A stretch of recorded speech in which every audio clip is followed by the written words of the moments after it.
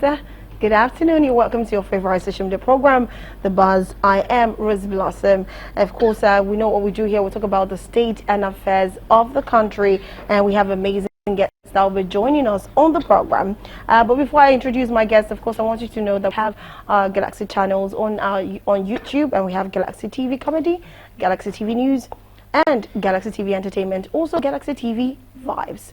Yes, so you can like, subscribe, and share, and also you can download Galaxy Television app to watch all of our live programs live and direct. Just type in Galaxy TV on Google Play Store, Apple Play Store, and download Galaxy Television app. Okay, I have my guest, and of course, hi Covenant, good afternoon. How are you doing? Good afternoon, Rose Blossom. I'm very well. How are you doing today? I'm doing great. Thank you so much. You're welcome. Anyways, you're welcome to The Buzz. Just like Rose Blossom has said, The Buzz is that program where we break down, where we analyze a lot of happenings in the country. And like I always say, I cannot wait to dive into today's happenings. Trust me, I cannot wait to be doing this with Rose Blossom. And of course, our wonderful guest that should be introduced in due time. Yes, of course, in due time. Okay, very quickly, we have our guests joining us. We have about 3 Zoom guests that will be joining us on the program, and of course, they'll be sharing their thoughts and analyzing the topics that we have before us. My first guest is Chris Asilome. Of course, do we have him on the screen, please? Can we have Chris on the screen?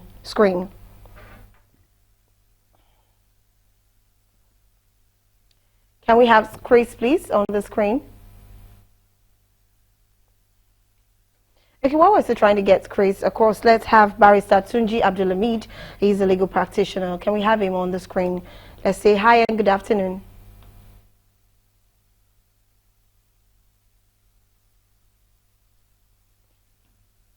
Okay, what's going on? Where are Zoom guests? If we have our Zoom guests, please can you flash them? If not, then we can go on with the program. Let's know who's available, please.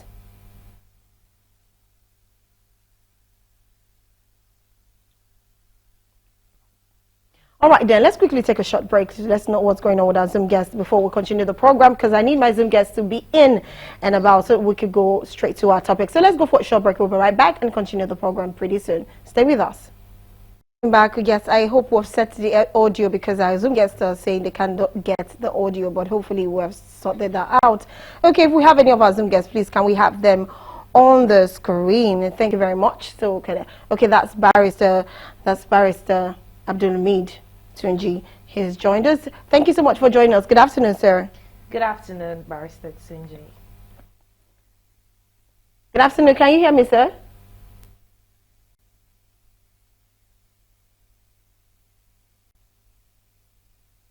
I can't hear you. I think you are muted, Blossom.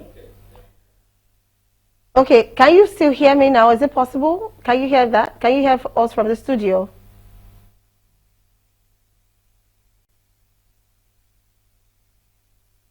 Okay, I guess you can hear us. Can we have the other Zoom guests, please? I don't know what's wrong with the audio. Please, can we fix the audio? Thank you. We need to start the program, like, immediately.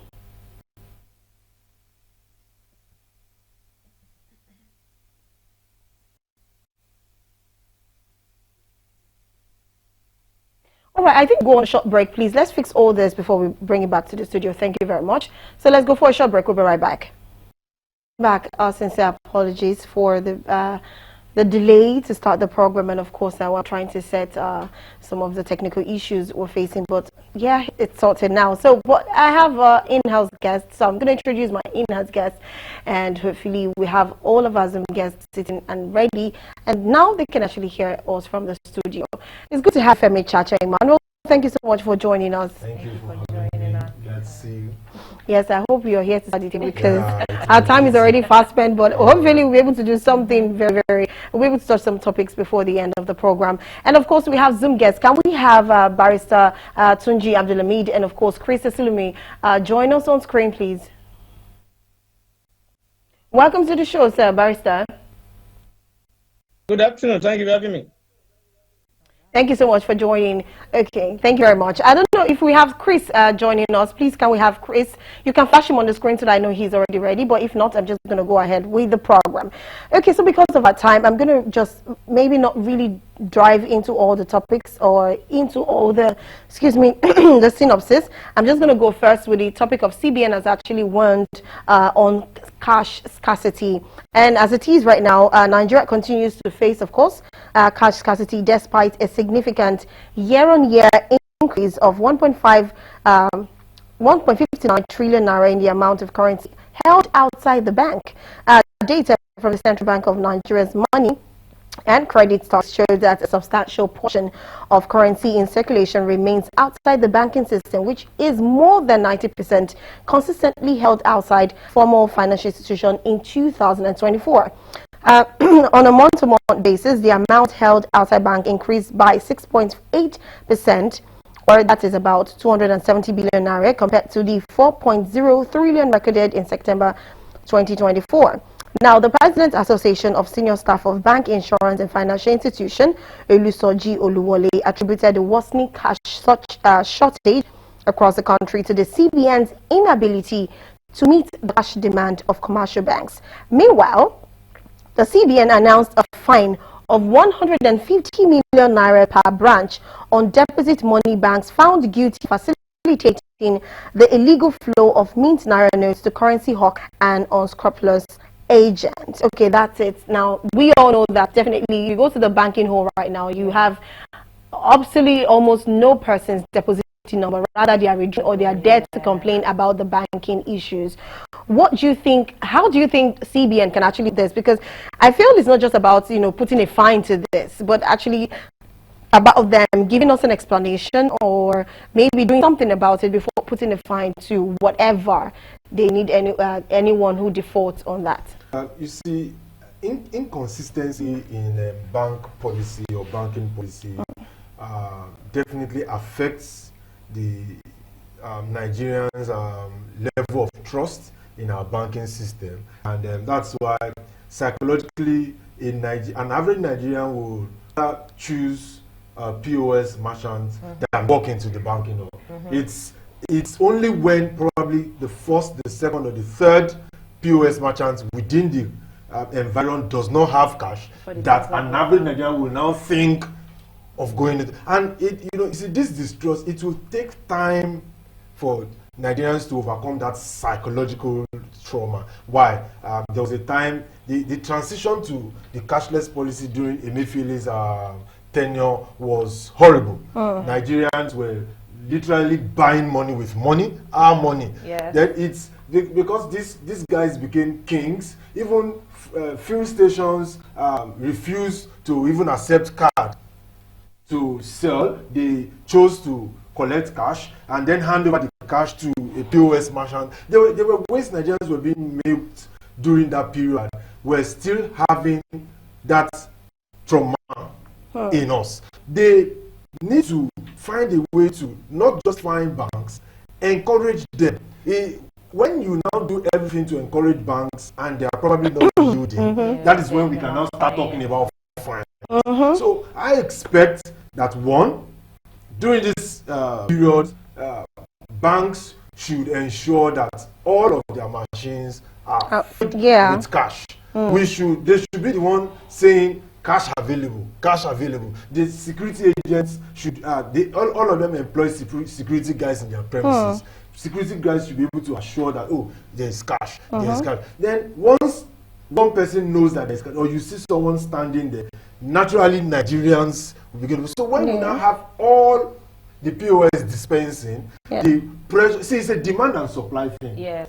You understand? And it will always sort out itself. So once they begin to supply the POS, the banks begin to supply their ATM machines rather, then the demand of POS terminals will reduce.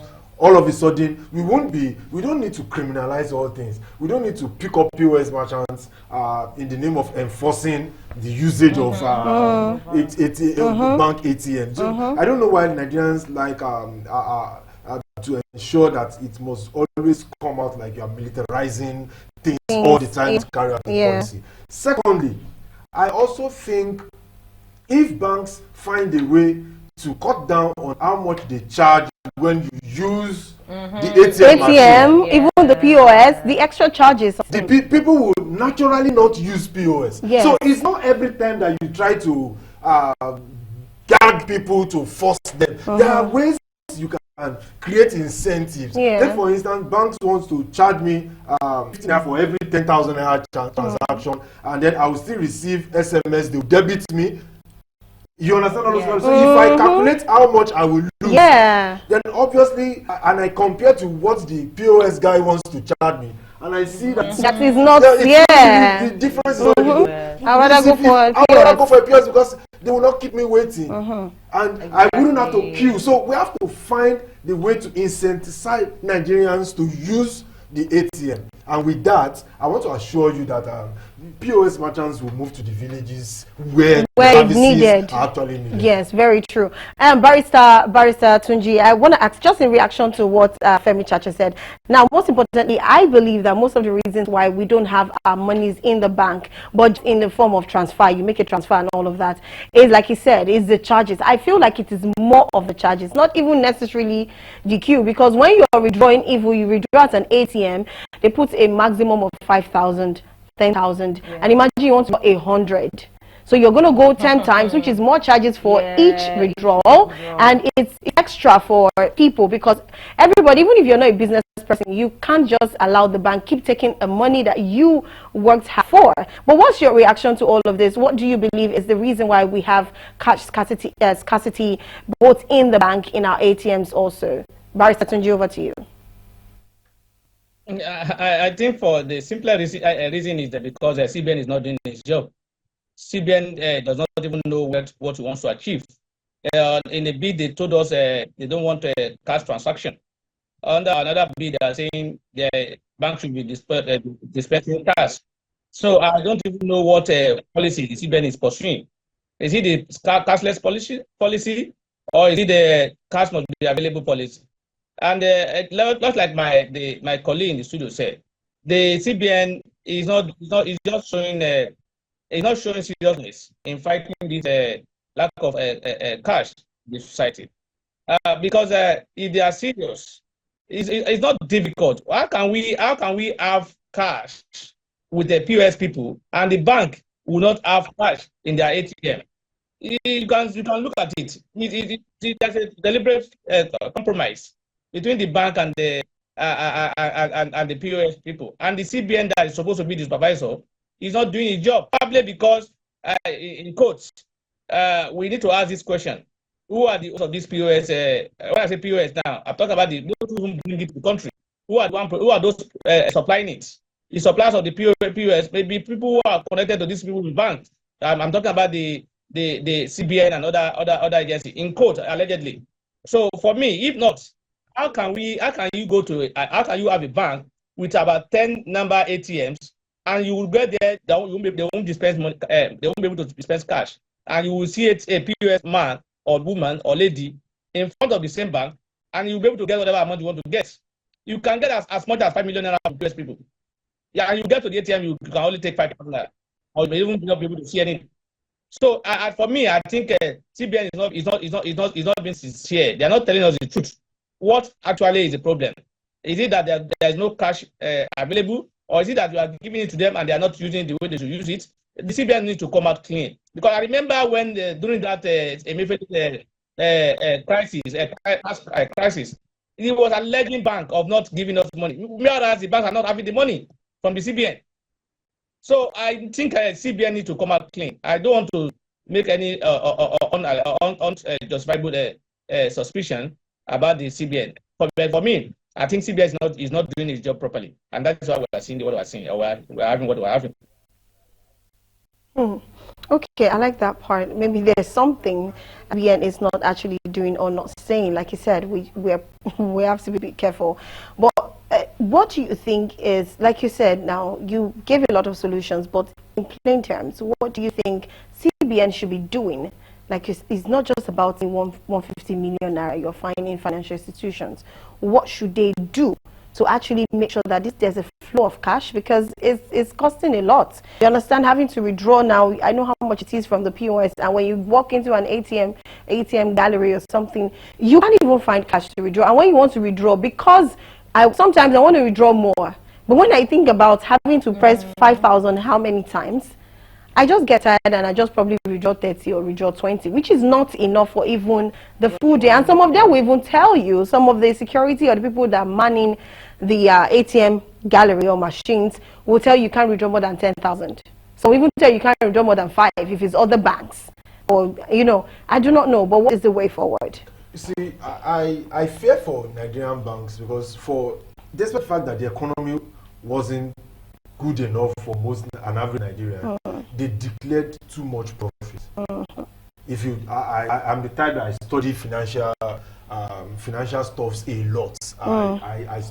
Because you know it helps you to know which stocks you should buy and the like. So now they've been declaring too much of profit, and there's going to be a recapitalization, because the aim of President Tinubu is an economist, and I'm not surprised that there's going to be a clamp down. He has said he wants to rejig the economy, the 1 trillion economy. And there's going to be, the last time we did the recapitalization was doing Soludo. I don't know if it's former or still post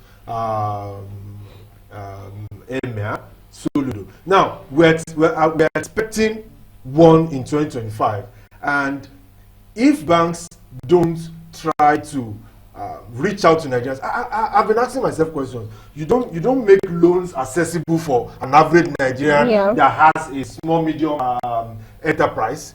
How do you declare profit? You from our SMS, from very unnecessary things. So obviously, if that clampdown happens and the recapitalization happens and some of them go under waters, most Nigerians will not feel for them, because they're already used to POS. And there are members in the banking halls that sabotage efforts of the average Nigerians by calling, they are the ones that call these POS merchants to come pick up cash. They don't queue like we do, like the average Nigerian does.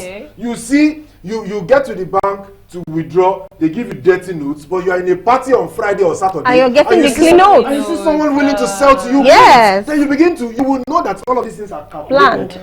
It's planned, and we should not pity them once the hammer comes. But the way forward, I think one of the things the present CBN governor has done is to, is trying to downsize the staff strength, and they've sent some more members of staff to Lagos. I'm expecting that these guys should be deployed. There should be serious monitoring committees from the CBN across all states. So once they know that anytime any banks, their ATMs can be monitored, these guys can come, and they know that they do their work appropriately. I think most of these guys will sit up. I actually totally agree. Okay, we have to move on to the next topic because of our time. Covenant. All right, FG spent 92 billion naira on 24 state road repair. The federal government, through the Ministry of Works, has spent 92 billion naira for the rehabilitation of no fewer than 74 federal roads across 24 states of the federation in the last 4 months. In October 2023, the ministry sought and received approval from the federal government for the quick rehabilitation and intervention of 260 critically failed road projects across the country. The approval was granted 2 weeks after the request.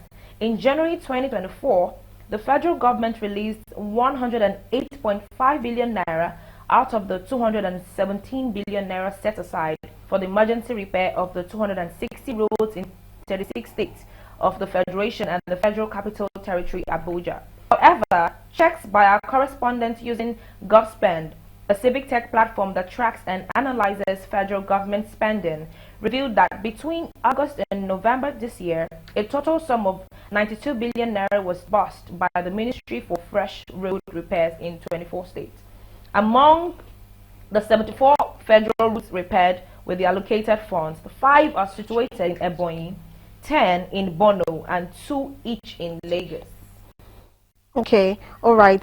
Thank you very much, Covenant, for reading that. Yes, we have, it's a very long script, so Yes, but it because is. of our time, we just have to move on. Now, looking at how much, I don't know, do you have a question in regards to this?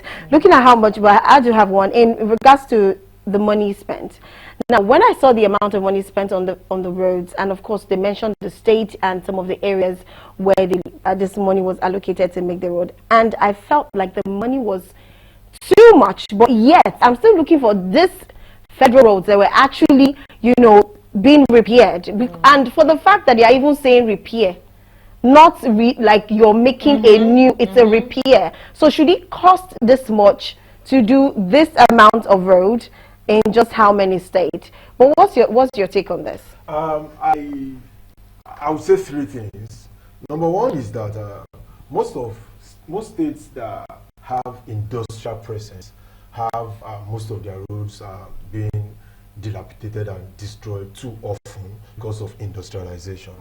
And we expect that it should reflect in their taxes. Okay. We expect that it should reflect in their IGR, internally generated revenue. We expect that now that we are talking about the tax reform bill, we expect that some of these things should reflect, and there should be PPP, private-public partnership, for road repairs or fixing. The federal government did one with Dangote in Apapa, and he got tax relief, and there's a private public partnership to use that tax relief to or rebate to actually fix that road. So if states with federal roads that are high on industrialization get tax reliefs to those companies get tax relief to fix certain roads that are planned too often and leads to these destructions, then it will relieve the federal government's budget on this type of roads. That's number one. Number two, I'm also of the opinion that we have gotten to that where some of these roads that are on high demand should be towed. Obviously, the average you and I, average Nigerian, don't probably ply such roads every day. So if trucks, take for instance, trucks, obviously, they pay them per each load. So if you are paid per every load you write, there's no reason why you should not be able to at the toll gate. There's to pay a fee at the toll gate, because if they don't take some of this money that way, we won't be able to. The government will be dipping hands into the federal pocket. Into federal pocket that is meant for other things. Just like I feel also about security. So some states are costing us so much because of insecurity. Some states are costing us so much because of industrialization. So we should find a way to balance how these things are done. But I think toll gates is a way forward. I don't know why former President Obasanjo destroyed almost all the toll gates back then. But Lagos is trying to bring that back. But we cannot avoid it. It's something we cannot avoid. It's necessary. It's necessary. That's how to preserve. That's how to ensure that there's accountability. But a lot of Nigerians do not even buy into the idea of this toll gate because they don't understand.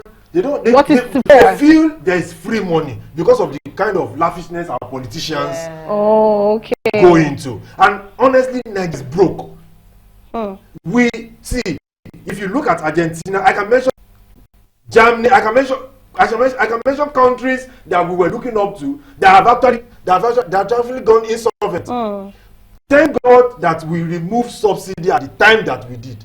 Honestly, you would see 5,000 naira, and 5,000 naira may not be able to even buy what 500 naira used to buy before. That's what how much our currency would have been worthless. So Nigeria is broke. Are politicians helping the matter? No. But the truth is, before we can actually hold them accountable, we also have to understand that we must take away certain things from government spending so that we can now have enough money to track. Now, FAC has more money to share to governors, but people are not monitoring how their governors are spending. The governor will wake up one morning and buy wheelbarrows. I don't want to mention the states. Buy wheelbarrows, paint it red, and say that's community project, and people will clap. But they are angry. Those people will migrate from that state and come to certain states and come and affect the infrastructure that is available in those states. But you will now mount pressure on the state that you have migrated to. So we have to keep demanding accountability. Accountability is key. Very, very important. Okay, Barrister Tunji Abdulhamid, please can we have your opinion and analysis on this road repair that's costing us about 92 billion naira, which is a whole lot. So why with my colleague that we need accountability and transparency? I think I want to disagree with him on 2 points regarding showing and that Nigeria is broke. I don't agree with that. I have with due respect, Nigeria showing. I'm one of those who do not know or understand why Nigeria roads should be told when we have money being from everywhere in the name of using it to repair road. I remember when the former president Buhari increased fuel for pump price. What was told was that the excess or what they added to it was so they will be using certain part of it to repair our roads. Where are the roads today? Were they repaired?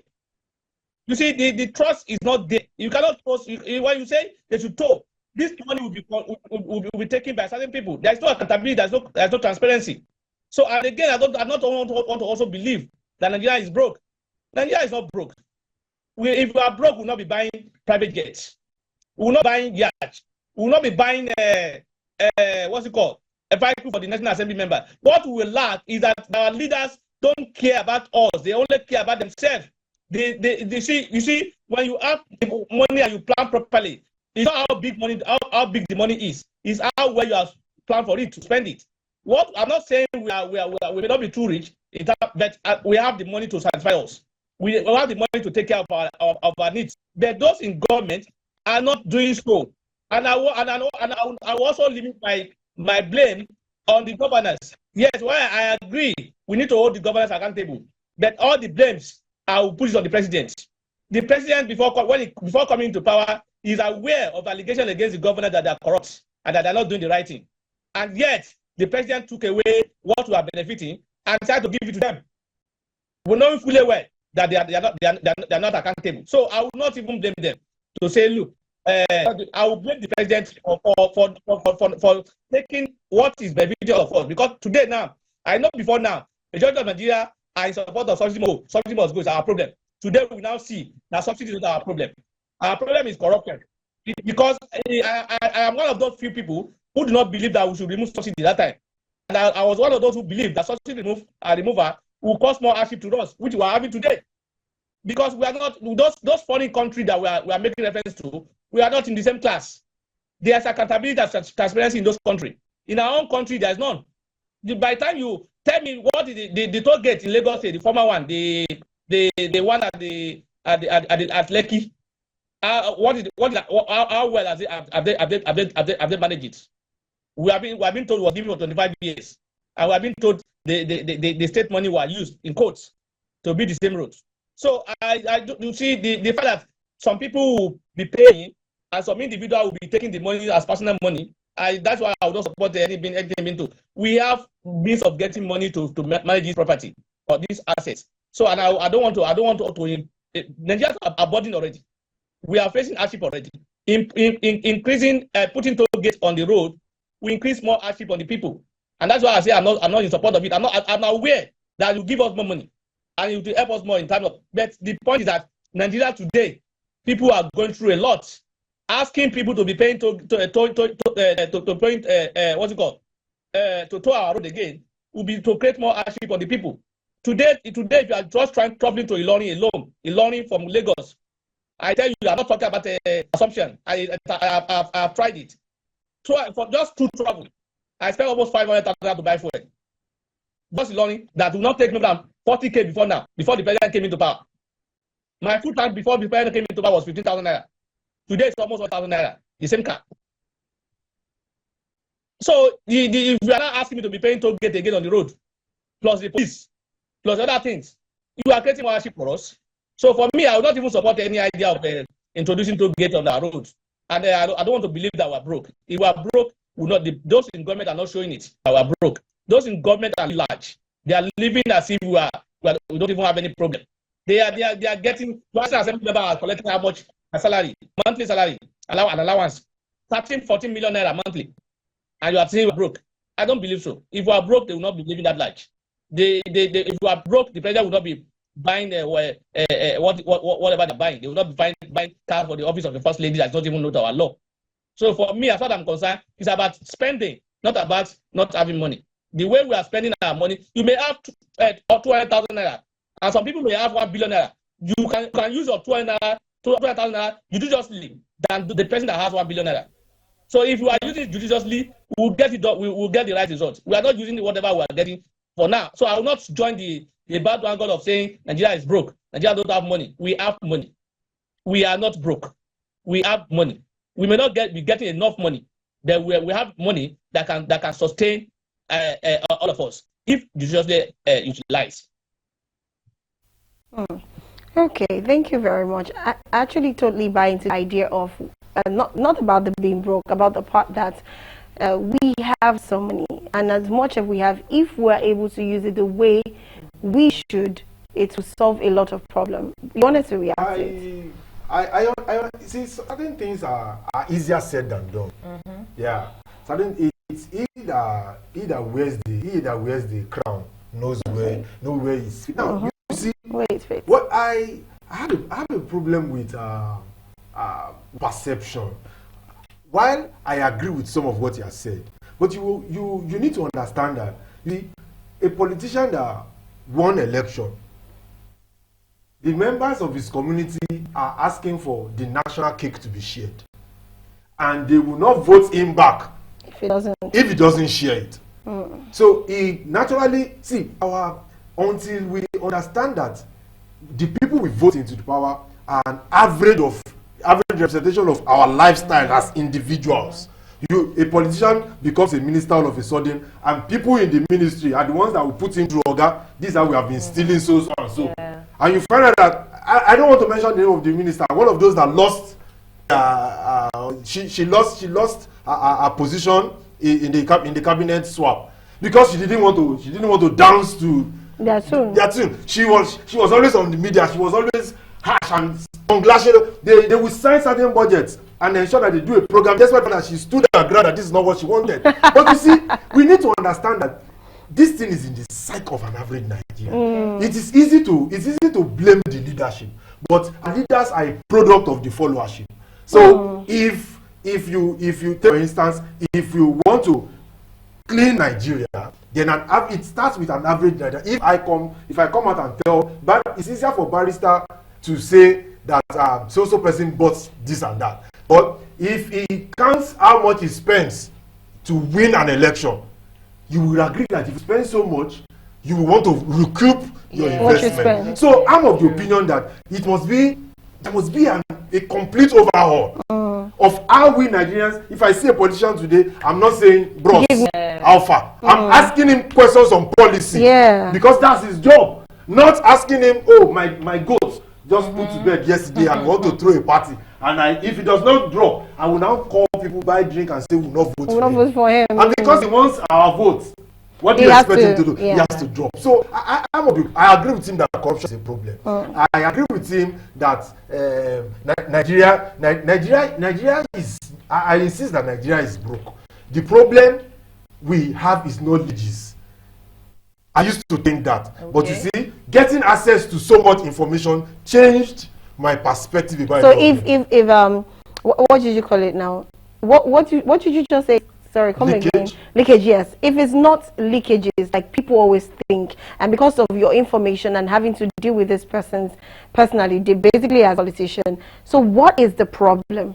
You see, we don't have a collective Nigerian project that every average Nigerian buys into. Okay. We have regional mentality. Yeah. We have regional orientation. So if you from somewhere, I from somewhere, gets an opportunity, people from your region, they are dragging you.